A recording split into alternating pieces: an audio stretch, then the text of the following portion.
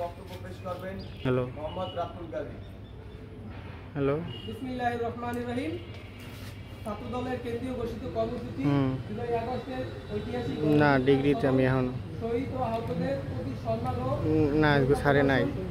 আজকের এই স্মরণ সভায় উপস্থিত আছেন ছাত্র দলের নেতৃবৃন্দ।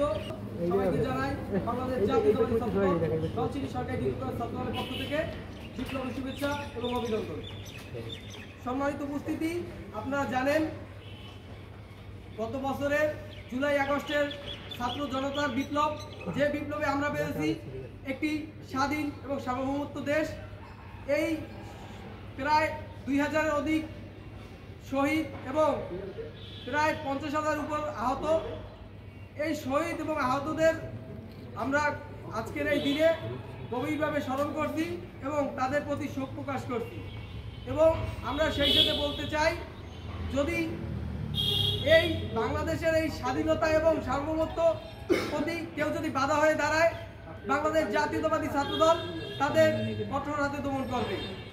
সেই সাথে আমরা বলতে চাই, ছাত্রদল সজাগ থাকবে, সকল ষড়যন্ত্র রুখে দিয়ে ইনশাআল্লাহ আগামী বাংলাদেশ বিনির্মাণে সবাই ঐক্যবদ্ধভাবে কাজ করবে।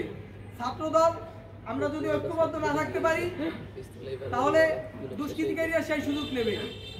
সর্বোপরি বলবো, আমাদের সকলকে ঐক্যবদ্ধ থাকে, সকল ফ্যাসিস্টদের বিরুদ্ধে আন্দোলন সংগ্রাম গড়ে তুলতে হবে। সবাই ভালো থাকবেন, সুস্থ থাকবেন। বাংলাদেশ জিন্দাবাদ, বাংলাদেশ জাতীয়তাবাদী ছাত্রদল জিন্দাবাদ, আগামীর রাষ্ট্রনায়ক তারেক রহমান জিন্দাবাদ, শহীদ জিয়া অমর হোক। সবাইকে ধন্যবাদ।